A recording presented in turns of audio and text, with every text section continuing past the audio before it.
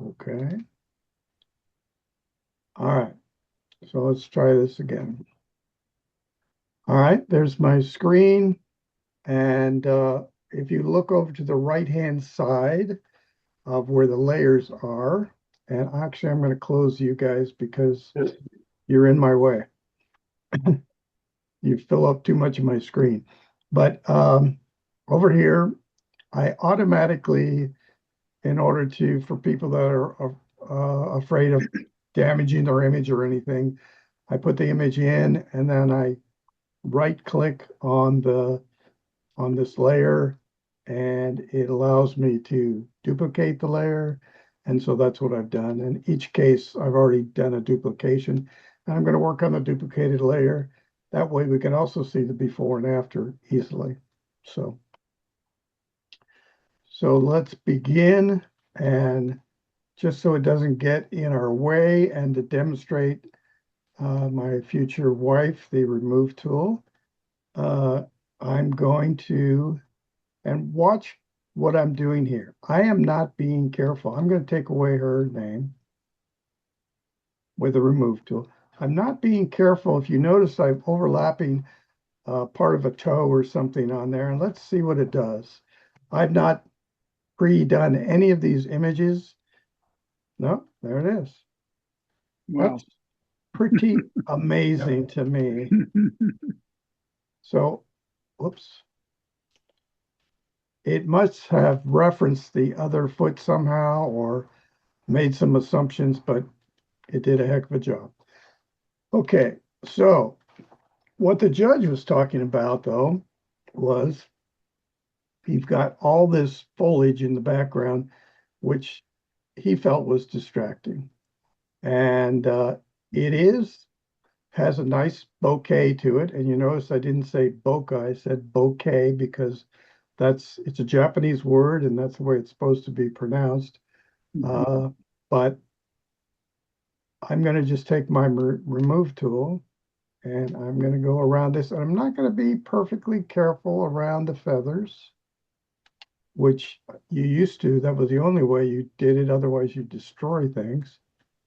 And let's see if it ignores the tips of the feathers. And yep, it kept some of that in there. So I'm going to have to do it again.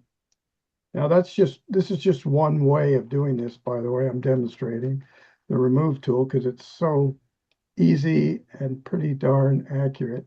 Yep. Okay. So there you go. So now here's another way to do it. Let's do this same thing. I'm going to go backwards. So there's a little history block.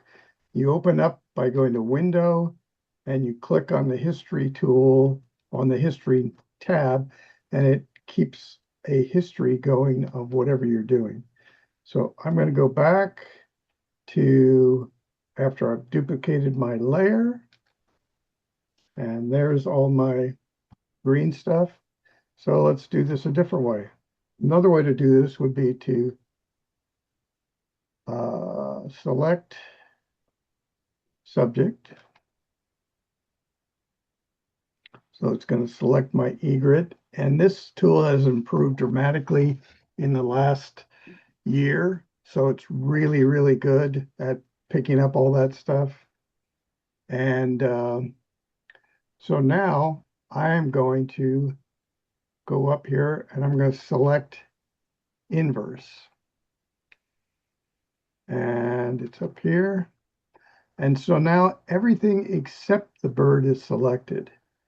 And I'm doing this for a specific reason is that if, for instance, the remove tool wasn't working the way I wanted it to, I would simply go to the um, clone tool, which is the only way you could do it a couple of years ago.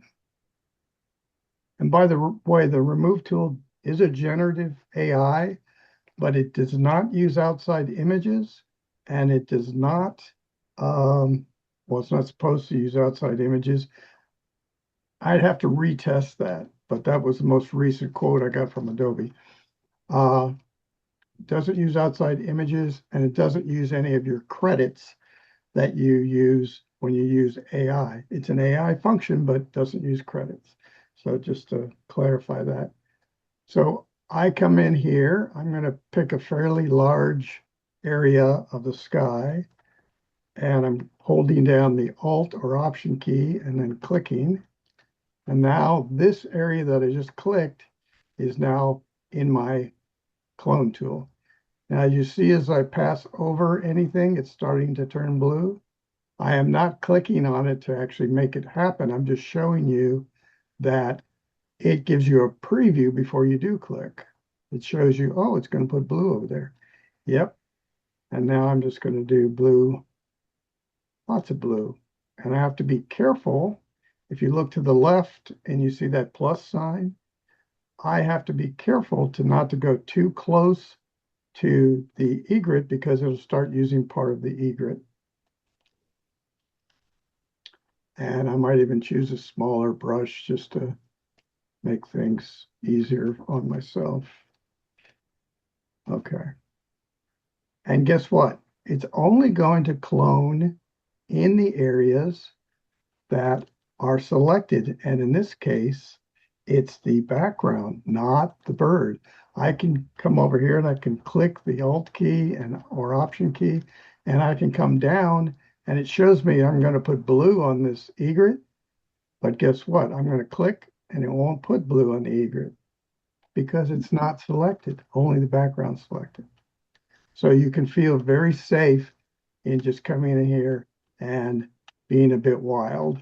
Now, in that case, I went too far down and I picked up some feathers of the egret, but okay. So that's another way to accomplish that same thing. Now I'm going to show you something else. I'm going to click off of this and I'm going to do Edit Sky Replacement. And this was not in nature. If this was in nature, you could not put in a sky replacement.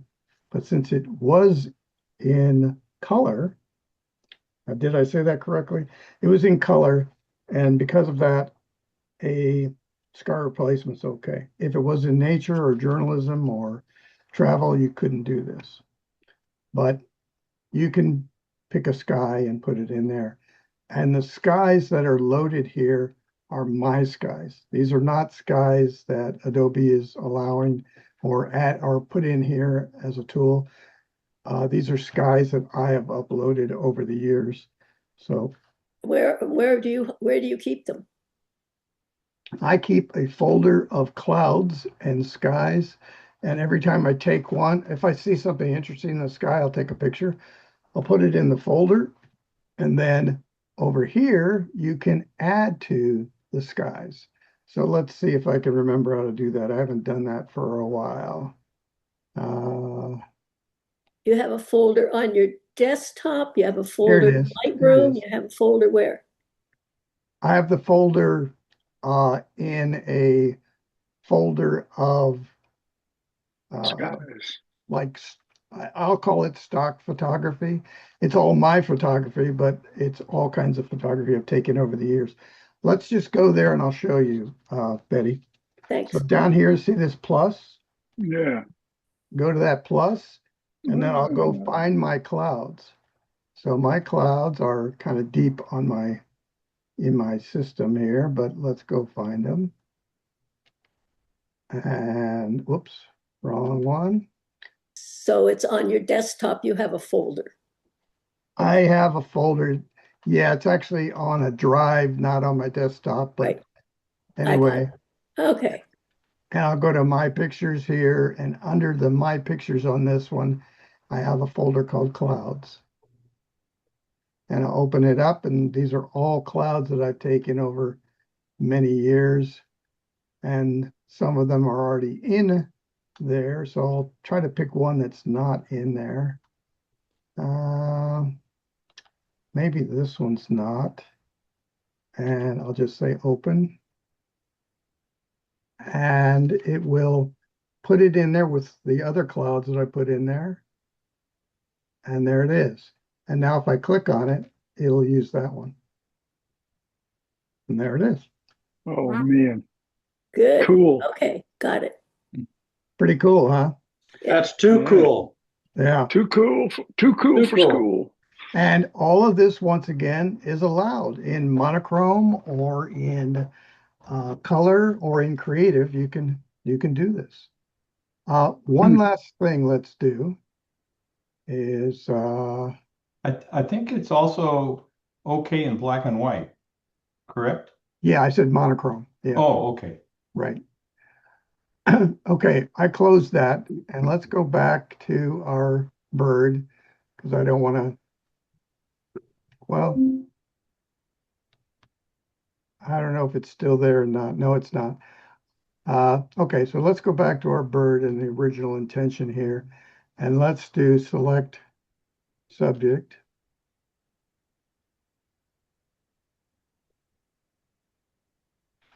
Now, I'm going to show you something very simple that may help your images. So let's look at this bird nice and tight. And this is, and I've demonstrated this before, there's a sharpen tool which you have a lot of control over. It's this triangle. And I'll choose the sharpen tool. You can also blur with it. You can determine what strength you want. And you have to be careful if you sharpen too much. It's going to pixelate a little and it's not going to be pretty. But let's take an area here in the wings. It's a little bit blurry. And I'm just going to take, and I'm going to start from up here. And it's the strength is at 51%. So always think of the left-hand side are tools. The top hand bar is your options. And then the right-hand side is panels, which is where history will be, which is where your layers are, channel, a lot of things that I'm not going to get into tonight, but there will be options, or excuse me, panels over here that you can use. So let's just go through here, and I'll blow this up quite a bit so we can see the difference right away. And I'll just come in here, and I'm just going to sharpen some of this. And I don't know if it's noticeable, but notice how I don't know, what do you call that? Almost like the bone of the wing. It's not a bone, but it gets darker if you notice. So it's increasing the contrast a little bit as it sharpens. And this is something that, as long as you don't use too much, it'll never hurt your image. It will, in my mind, it always improves the image. And it's kind of like denoise. So let's look at this, these hairs, almost, these feathers on the, I'll go back. That's what they look like before. And then I'm just going to hit them with sharpen. Can you tell the difference? It's maybe hard to tell over Zoom. Yeah. But there is an improvement. Mhm. And once again, I don't have to worry about going into the sky. I can just strictly stay on the egret. And this just takes some getting used to. And the real key, I'm doing it faster now, so you know, we don't have to waste any time. But the real key is that practice with it. Use it on images. If you don't like it, Command or Control Z will take it away. You know, it'll take you back a step or go to the history step if you need to go back 3 or 4 steps. And you can raise and lower that strength whenever you want. Absolutely. If you have an image that you feel needs a lot of sharpening, you can go up to 100%. It goes up to 100%. If you just want to try it and just do a little at a time, then you'd use 51%. So Turn the copy on and off so we can compare it to the original. okay. That's the original. That's a copy. Yeah. Yeah. So you might Cool. have to let's blow it up and do it that way. Yeah, you tried it. Yeah. Yeah, that's a before and that's the after. Yeah. Very, very cool. Yeah, so keep in mind that denoise and sharpen in Topaz, which is part of Photoshop now, will do that. And by the way, I don't know if I knew this before the last meeting, but Adobe bought Topaz. Did you guys Yeah, know that? that's correct. Okay. Maybe I told the last time we got together, but so that's going to make an interesting marriage. And I wonder if we're going to get more capability inside of Photoshop as a result. I would expect that since we already have denoise and sharpening in Photoshop, I would expect that the Photoshop denoise and sharpening would get a little more robust, and then the connection to Topaz will go away. Because you get there through the filters right now, I think it is. Yeah, denoise and sharpen is there in the filters for Topaz. But if you want to do it, you can just do it through the develop module in Lightroom or in Camera Raw in Photoshop. All right, let me turn this off. And I noticed we've got that one little glitch that came back. I'll get to my remove tool. This little guy right here. Okay. You got a couple of green spots on the right also. Oh, yeah. I feel better now. Okay. Now let's go to, I'm going to demonstrate a really good use of how you would use guides. And I've demonstrated these before, but everybody needs a refresher. So you look at this image and you say, when you look at it, you know what? It's cool, but it's something that is such a balanced object that it should be balanced, but it's not. It's off kilter. And because of that, it's an easy fix to do this. Now, I say that right now. I haven't tried this yet, but I believe it will be an easy fix. So first thing I'm going to do is I'm going to come over here into my ruler. And by the way, if you don't have your ruler turned on, you have window and, or no, sorry, view. It's under view, rulers. And make sure you turn those on. Those are really helpful as you get better at Photoshop to have them on all the time. You always know what size your image is. You always have a good feeling for what's going on, and that's where the guides live. So behind the ruler, I just click on the ruler and I drag to the right. And now I'm going to set up some guides. And what I want to do is set up a vertical, and I'll set up another vertical. This one over here, I'm hoping is pretty close. It's not perfect, but it's pretty close. And then I need some horizontals for this thing to work on too.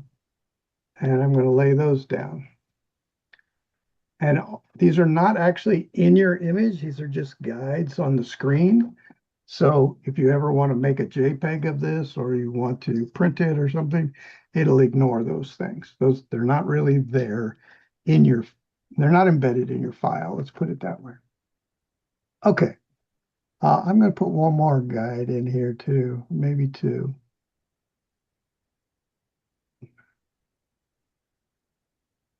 So if you ever have a parallax problem, which is what this is, somewhere between your lens and the tilt of your camera, you're off. You're not perfect. And I should say other people are not perfect. I've never had this happen ever. Okay. That lie being addressed. So here is, I'm making a selection around the entire thing. And I use the marquee selection tool. And so everything's selected now. And then I'm going to right click inside of it. And I'm going to get, I'm going to right click inside of it. tree transform. Oh, I'm sorry, I've missed a step. So I've selected it and then I have to do Control or Command T, which is for transform. And then I right click for skew. Okay, so now I have to look at this object and kind of make some assumptions about how I want to skew this. So I'm going to grab this little corner here. I'm going to click it and I'm going to drag it up just a little bit. And I am looking here in this center section.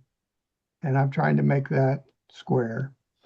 And I can see that it's not quite square up here. So I want to think about how I'm going to approach that. But before I do that, I'm going to work on this center section first, and then I'll move out. And I don't even know if that's the right way to do this, but that's how I'm going to approach it. So this center section, these are very square now, except for down here, this one is not. So now I need to take this corner and drag it down so that this is now square. That's square, that's square, that's pretty square, that's off slightly. So when I drug that, it changed the other one. There's also something called distort, by the way. When you right click, I could use distort instead of skew. And that may be the best ticket in this case. Let's just see. I'm going to distort it slightly.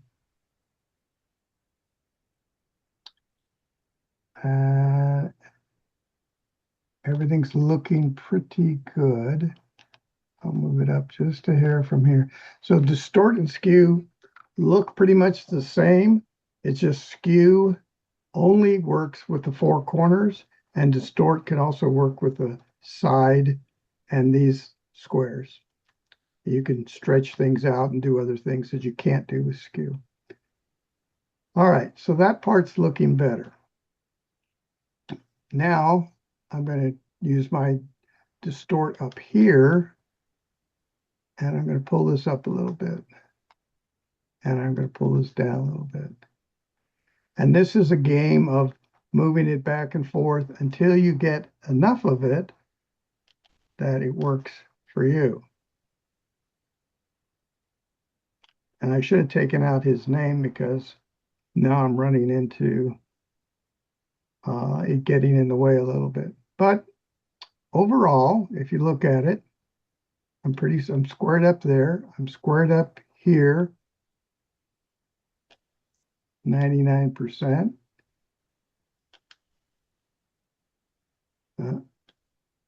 And these verticals are good. Okay. So all in all those things are straightened out. So let's push enter and go back to the marquee and turn off all those things. And let's see there's the before, there's the after. So you're going to use this for buildings that are leaning in. You want to pull them back out. There's also, by the way, I'll show you all the tools in there.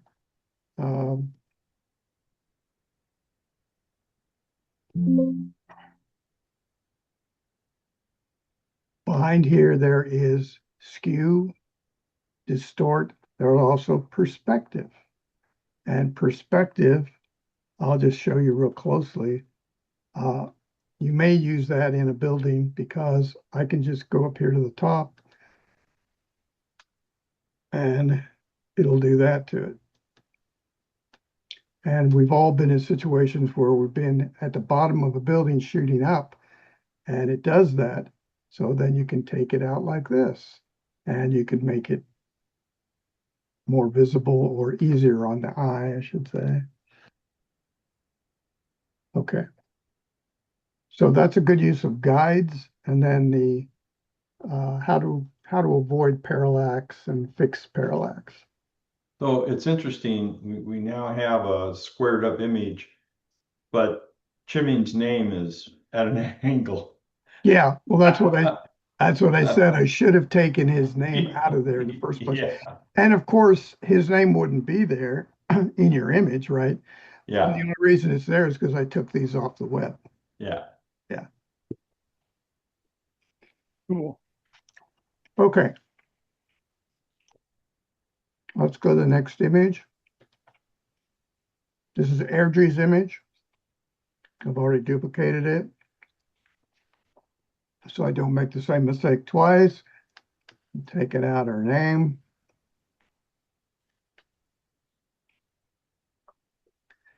And let's see how good a job the remove tool does. Wow, Getting pretty fancy.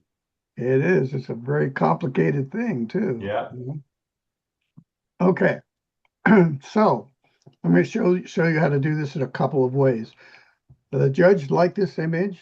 The one thing that the judge did not like was this light area up here in the left-hand corner, upper left-hand corner. And he said it was a distraction. He didn't understand it. And since then, I talked to Airdrie, and this is actually a triple exposure. So she stood in one spot, took the picture of someone else's artwork, and then tilted her camera up slightly, took another picture, tilted her camera up slightly, took another picture. And so that's what this is. It was all combined in camera. And she only cropped it. She didn't do anything else to it. So just for giggles, like I said, I haven't tried any of these things tonight. And I wanted to see if I did this on purpose, not pre-deciding which tools and things. So let's use the remove tool up here and just see what it's going to say about that blotch.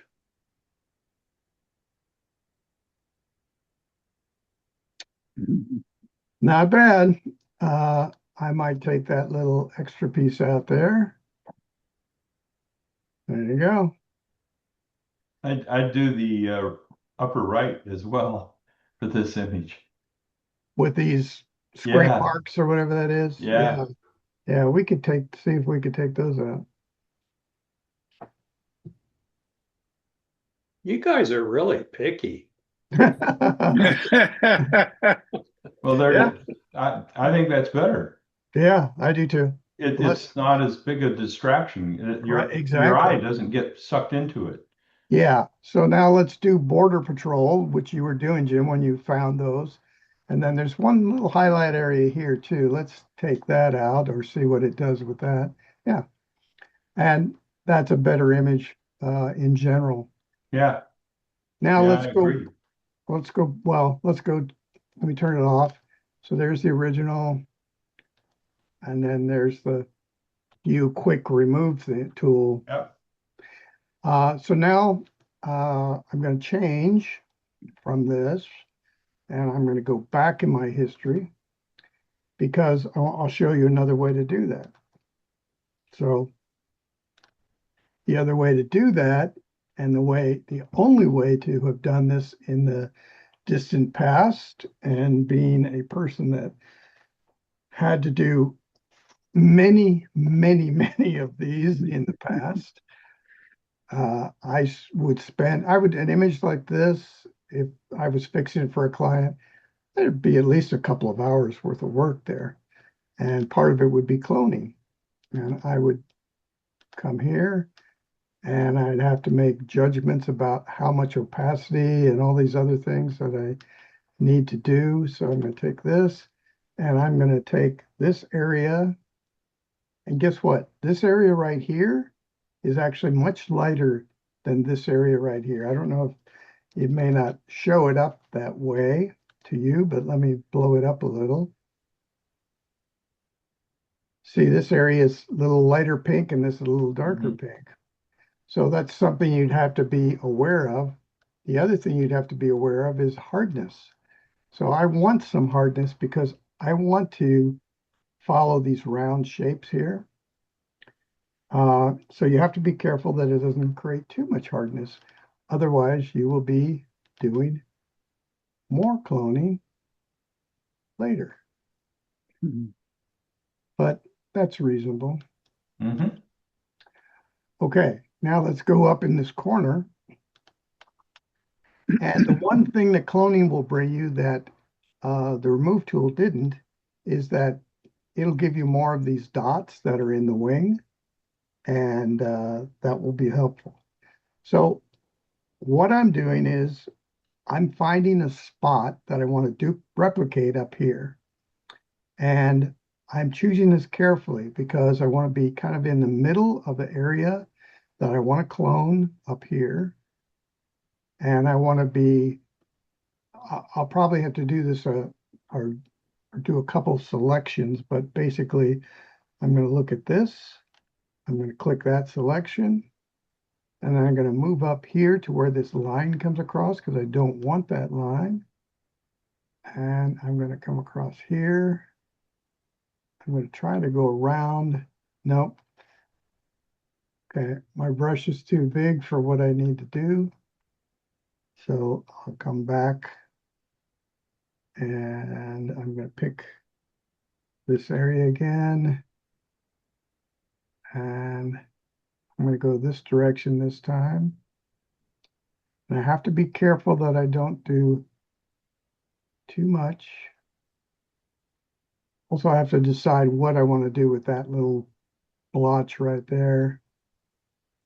And then I'll come up and do this whole area.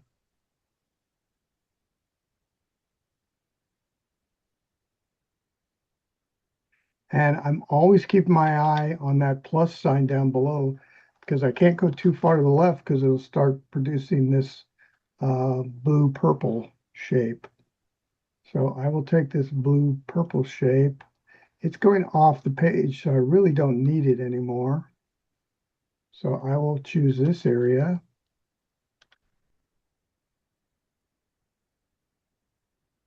And I'll come up here. Now I'm working at 100%, by the way. If I wanted more subtle, I could do 50%, but in this case, 100% made perfect sense. So if you can look at this area right here, this is kind of a reflection of this whole spot here. And so that's maintained up here as well.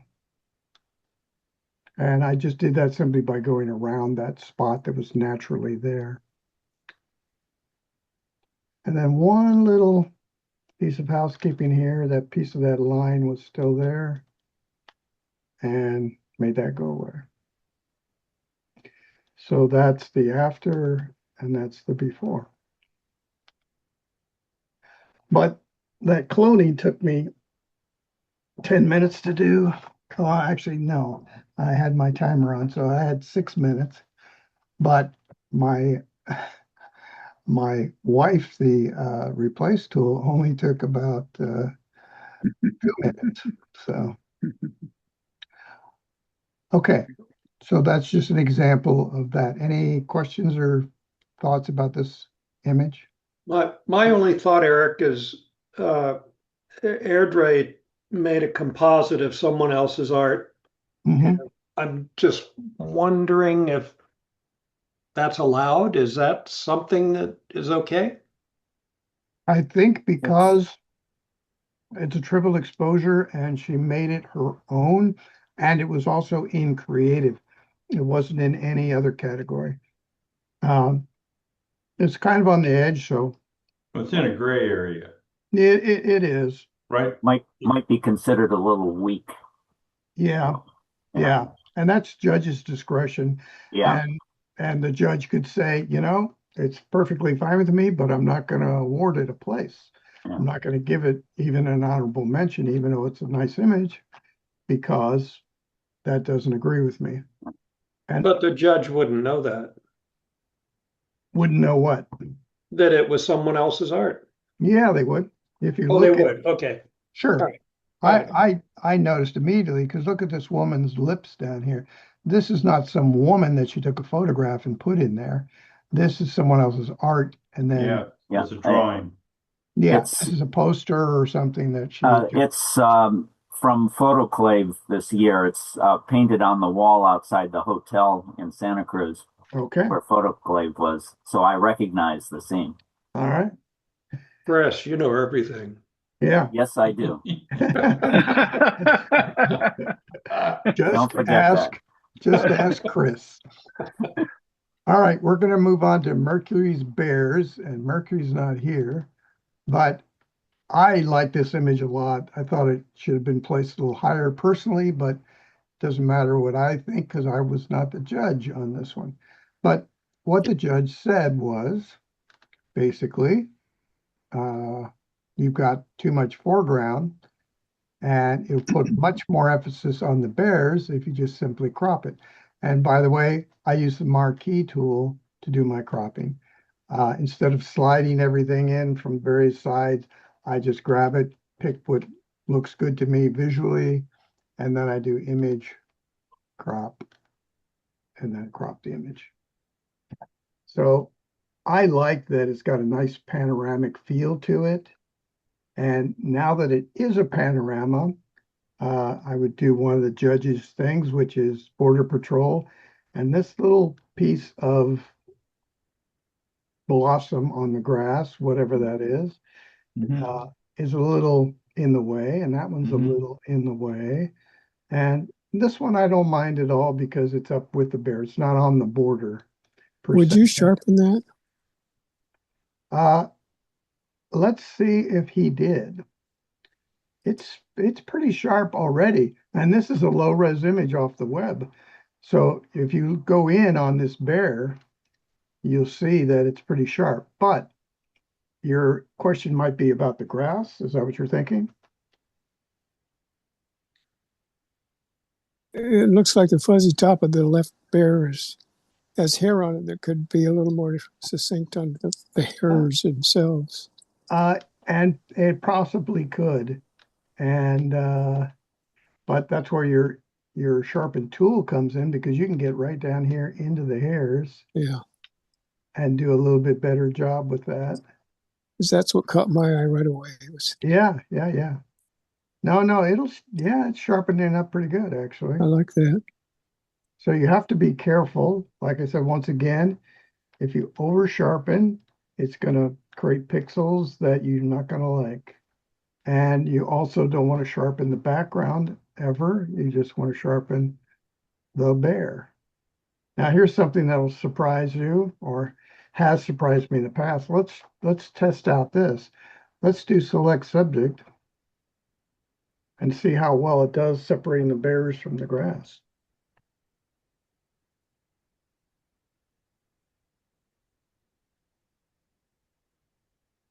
Mhm.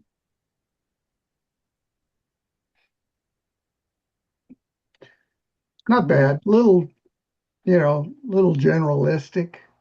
So I would not put a sharpen filter on there and sharpen it, which are, by the way, I don't know if you know about these, but in filter, sharpen, and you have all these filters, which are first four are worthless. And the one that says, the one that you wouldn't think you want to use is unsharp mask. That's the only one you would really want to use. And I won't use it, but I'll show you what's inside of it. It gives you the amount. You can sharpen from where you are to a high amount. Watch what happens when I change the radius. You want a very small radius. I will rarely go above 0.2, by the way, pixels. So I'm going to go way up and see what happens to it. And you'll get some deterioration even at that is not what I want. I want that. And so a small amount is okay. A lot is not. And this threshold has been there since the beginning of the sharpen tool 10 years ago, and that is worthless. So if you use the sharpen tool, just you can use the amount. I would not typically go past 120, something like that. I wouldn't go up very high because it will start to affect your image. Below 100, you're very safe. Is there a big difference in the sharp tool that has the triangle than versus this? Is it just that you have more settings on the unsharp mask? You have more settings on the unsharp mask, but it's only good for things that you can select all of it. In other words, I Okay, can't I see. separate the grass from the bears. And because of But- that, I wouldn't use it. I would use the triangle because then I can. I can make it small and I can get in wherever I want and sharpen only those areas. Okay, And thank you. So I have a question for you. yep, What happens if you select the grass? Because in Lightroom, there is a mask selection for ground. yeah.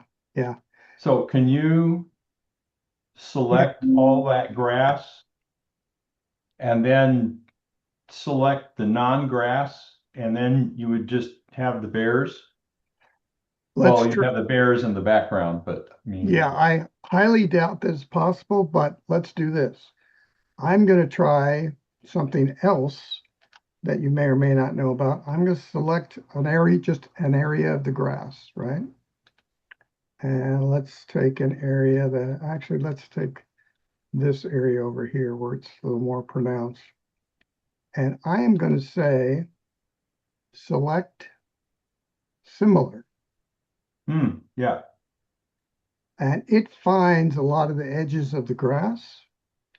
It also finds a lot of things that I don't want in the background. You Oh, can, however, get rid of those by choosing the quick selection tool and using a fairly large brush and holding down the Alt key and take away those areas that you don't want and leave mostly the grass there. yeah, but it didn't catch the stuff on the edges. Yeah, it's still not going to be perfect enough for me because within there you've got some of the bear, you've got, you know, pieces of grass, you've got a little background, you've got lots of different things. So I don't think that's going to fly. And I don't think that if you wanted to use the ground or there's What another. about select by color? No, because there's too much green in the background too, right? And the grass is all dappled colors of green. Yeah, how would you, what's the tool in Photoshop for select by color?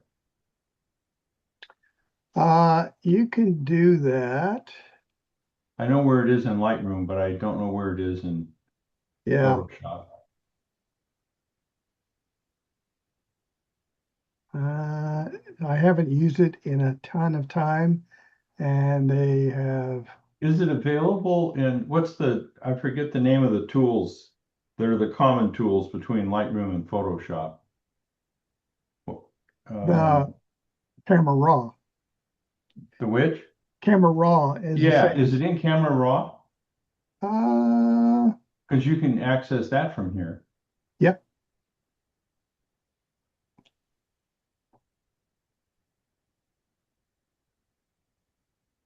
You can shift color here.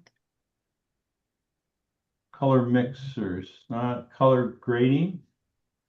No, No, it's not that one. I don't know if you can select color. Yeah, there's a new tool that came up in Lightroom that allows you to pick a color, and then you can determine how far away from the color you want it to select, and it'll mask based on that. Okay. But I don't. You do have a masking tool here. It's in the Camera Raw. it's in masking. Oh, well, masking's right here, right? Yeah. And you can select sky subject background objects.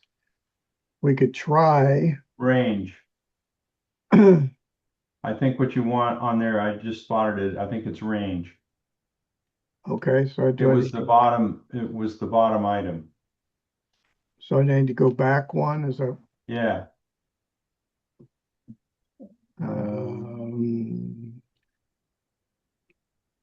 Well, Not yeah, it's where you have the list of masks. Ah, there you are. See There it range is. at the bottom? range. Yeah. I think that's a color range. Yeah. I mean, you do it in color, luminance, and depth. Yeah, but you need a selection, otherwise it's gonna affect any green in there. Well, no, that's one of the adjustments when you pick it. Okay, let's click it. And you sample Yeah. a green, so I'm gonna Yep. sample this green.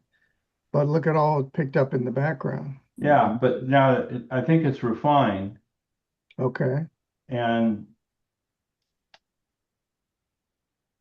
you can, yeah. See, it's doing pretty much the same thing of the select similar. It's getting some things, but not all of them. okay. But Click on sample colors. Let's see, click and drag for greater accuracy, or shift plus click to add multiple samples. Okay. So you can do a linear gradient to pick up the grass down there, and you intersect that one with that color. uh-huh.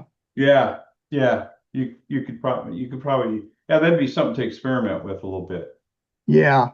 I don't think we're gonna solve that one right now, but No, but that helps me understand where it's at. So okay.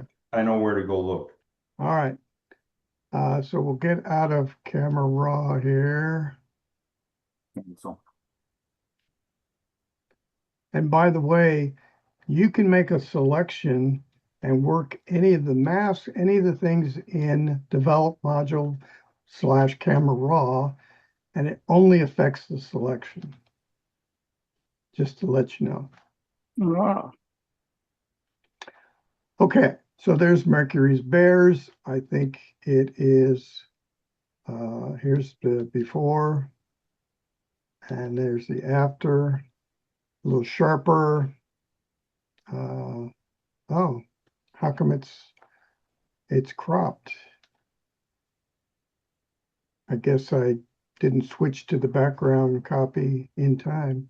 But anyway, I think it's an improved image, and we got to demonstrate a couple of tools. Yeah. That's good. So here is, this is one of those standard images that comes in Lightroom. And let me see if I switch to Lightroom, are you guys seeing my Lightroom page or no? Not yet. no.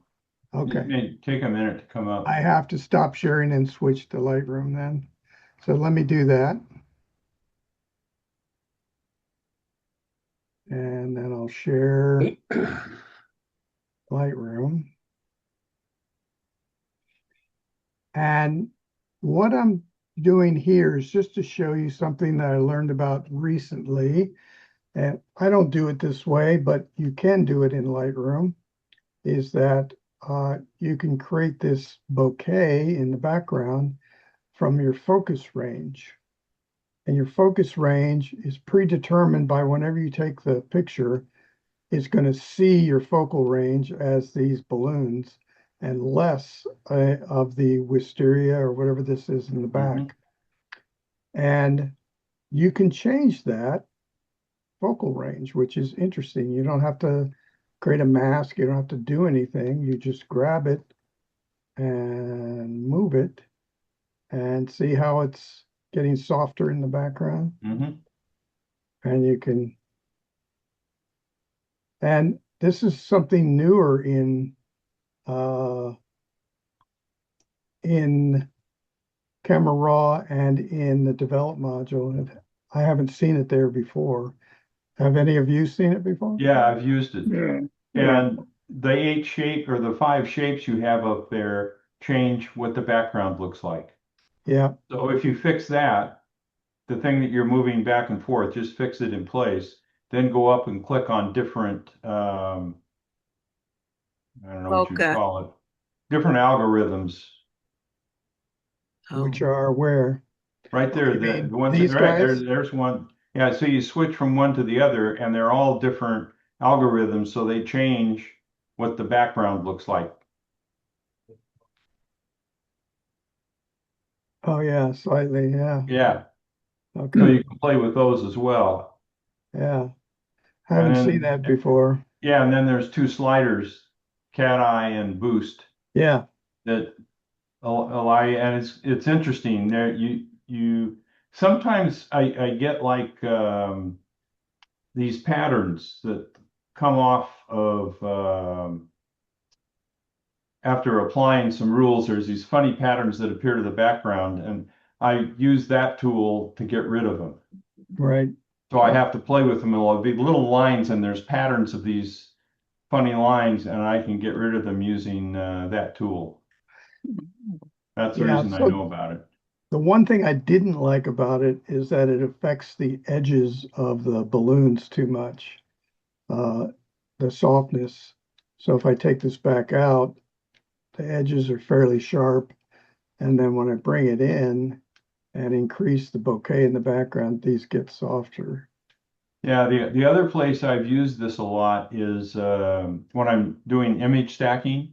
Yeah, So what happens is if I have 4 or 5 images and the whole picture is super sharp, and I want to blur the image, yeah, it does a really good job. I can use, your first little control, and then I can blur the background. So I can sharpen the image up, and I can do a select so that my subject is not selected, but the background part of it is, and then I can blur the background.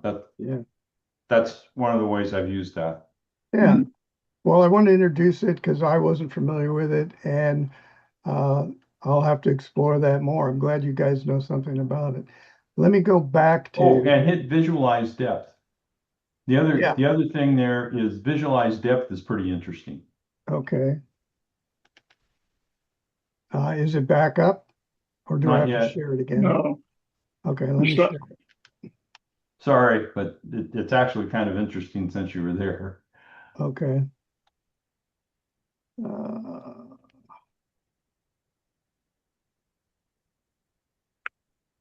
okay.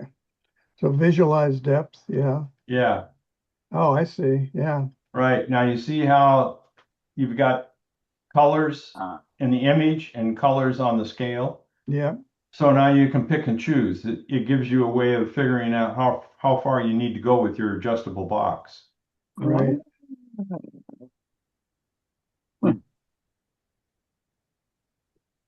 Yeah.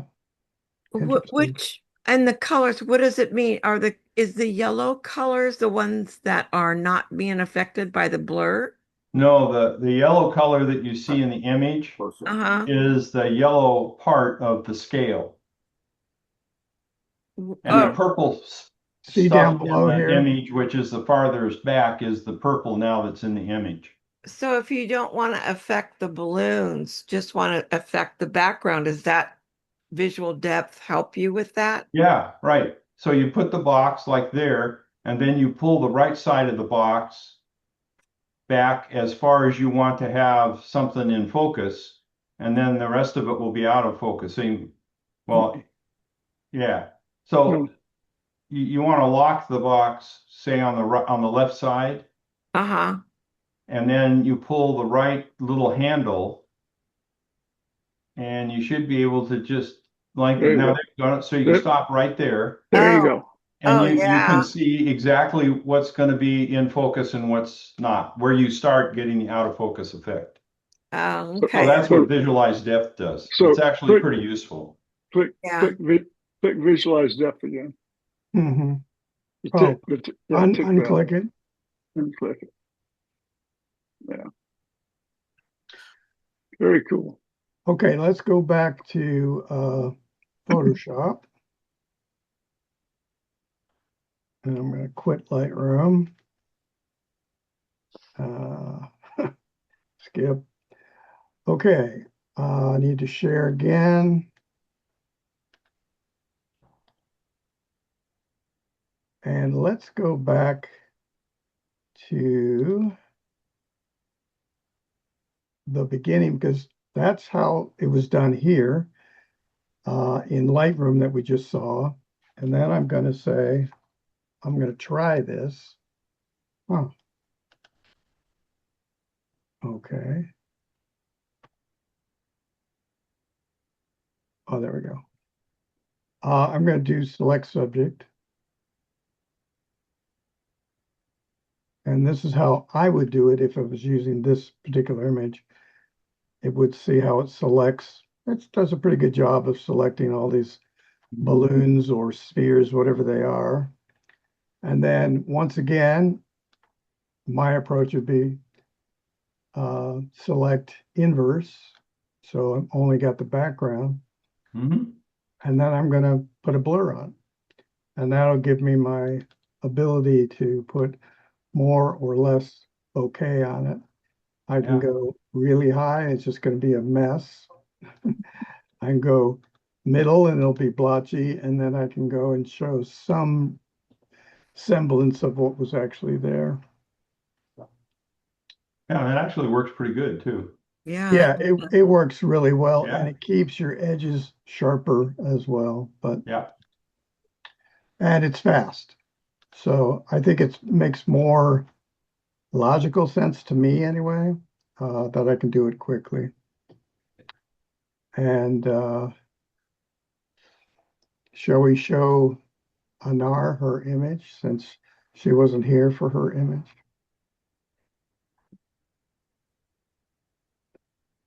Are you with us still, Anar? Yeah, I'm right here. Yeah, that looks really nice. We did a couple little things to it. We took away the foliage, which was easy, and just used remove tool, by the way. And then we did this tool over here, the triangle tool, which is specific sharpening in small areas. And that's what your image looked like before, Mhm. and that's your image afterwards. So just did a little sharpening in there, which shows the ribs of the feathers a little more distinctly. And then we also did a replace sky just for the heck of it, which was kind of fun as well. But I won't do that since we're out of time. Oh, no. Would anyone like to see anything else from these?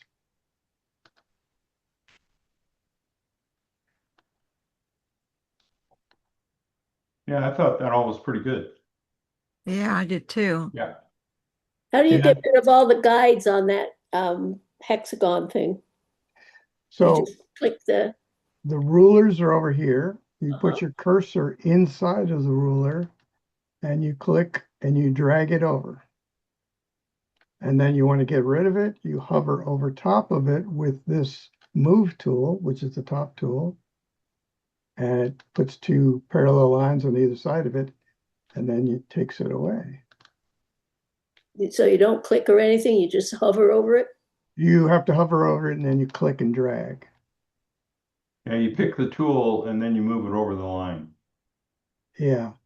Move it over line. It is now available to be clicked. I click it and then I just drag it up. Drag it. Oh, you drag it back up into place. Yeah, Drag it back into the ruler. I Okay. do.